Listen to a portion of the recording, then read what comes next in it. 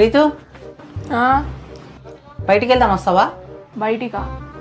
ఇక్కడ చదువుకుంటున్నా కనిపిస్తలేదా? అసలే ఎంసెట్ల ర్యాంక్ కావాలని డే అండ్ నైట్ చదువుతా అంటే బయటికి కూడా వస్తావా అంట. రా నేను. ఉషా, షాపింగ్కి వెళ్దామే. షాపింగా? సరే అయితే నేను రెడీ అవుతున్నా.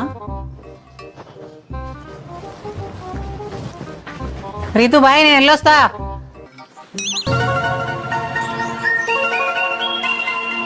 ఏమన్నావు ఒకసారి గుర్తు తెచ్చుకో.